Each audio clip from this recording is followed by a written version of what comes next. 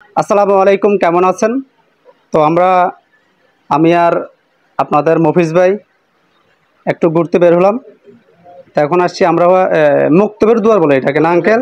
হ্যাঁ, পূর্ব পশ্চিম সাহেবনগর মুক্তবের দুয়ার পাশে একটি দোকান। আপনারা দেখতে পাচ্ছেন একজন আঙ্কেল দোকানদার আর কি, এখানে বসে বসে জাল বুনতেছে। তো চা খেতে খেতে হঠাৎ করে ওনার দিকে যখন লক্ষ্য করলাম, উনি আমাদেরকে চা দেওয়ার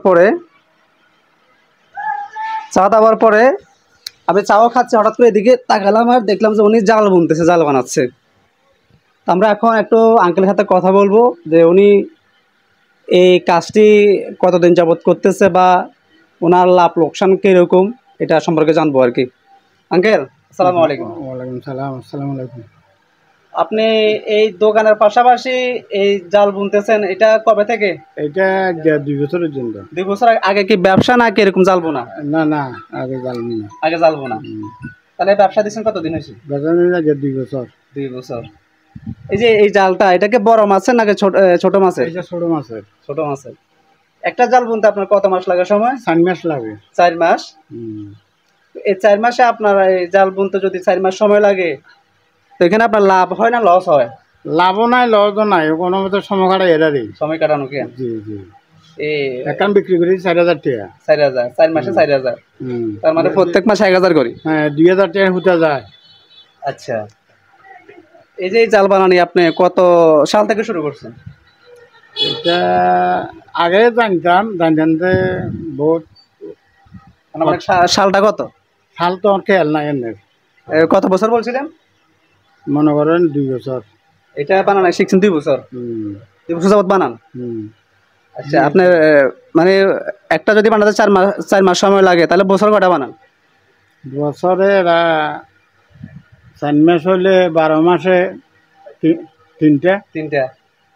মানে একটু কম সময় বানায়, মানে আমরা দ্রুত বানালে মনে করেন যে এটা আরো কম সময় লাগে না? না না, এটা বানানো লাগে গাইয়ের উপর সোয়াদ, গাই হইলেও দেড়ার। আচ্ছা, বুঝলি, মেলা সময় লাগে। আচ্ছা, আমরা কিন্তু আঙ্কেলের নামটা এখনো জানলাম না। আগে আঙ্কেল, আপনার নামটা কি? আমার নাম হলো মকবুল। মকবুল? জি। আপনার বাড়ি কোথায়? বাড়ি সাহেবনগর। সাহেবনগর। জি। এখন মনে করেন আমার এই ভিডিও দেখে আপনাকে জালের জন্য অর্ডার করলো। হ্যাঁ, মনে করেন যে অনেক মানুষ অর্ডার করলো যে আমার একটা লাগবে, আমার একটা লাগবে, তখন আপনি কি করবেন? দিমু। কিভাবে দিবেন? সময় লাগবে। সময় লাগবে। আচ্ছা, তো যাই হোক, আসলে এখন এই যে জাল বুনা, এটা কিন্তু হাতের তৈরি। এটা একটা বানাতে প্রায় 4 মাস সময় লাগে। এগুলা আমরা একসময় দেখতাম গ্রামের মুরব্বীরা বাড়ির আঙিনায় উঠানে বসে এগুলো কিন্তু বানাইতো।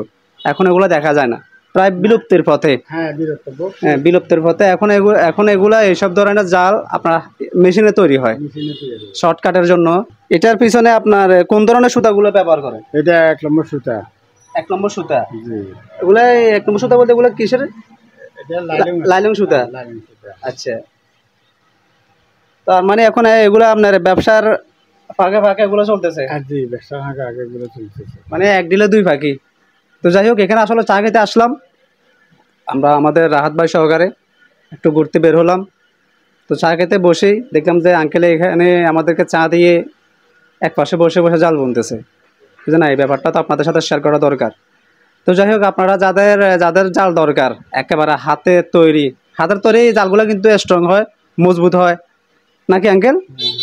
মজবুত হয় আর টেকসই হয়। তো যাদের একদম অরিজিনাল হাতে বোনা জাল দরকার, তারা আঙ্কেলের সাথে একটু যোগাযোগ করতে পারেন। পশ্চিম সাহেবনগর মুক্তবের দুয়ারের সামনে আসলে ওনাকে পেয়ে যাবেন। পশ্চিম সাইডে দোকান। আপনার নামটা কি বলছিলেন? মকবুল। মকবুল আঙ্কেল বললে আপনাকে দেখাই দেব, ঠিক আছে? ওনার এখানে গুলগুলা, পেঁয়াজু, এই যে হাবিজিবি, এগুলো বিক্রি করা হয়। তো ঠিক আছে, সবাই ভালো থাকবেন। আল্লাহ হাফেজ।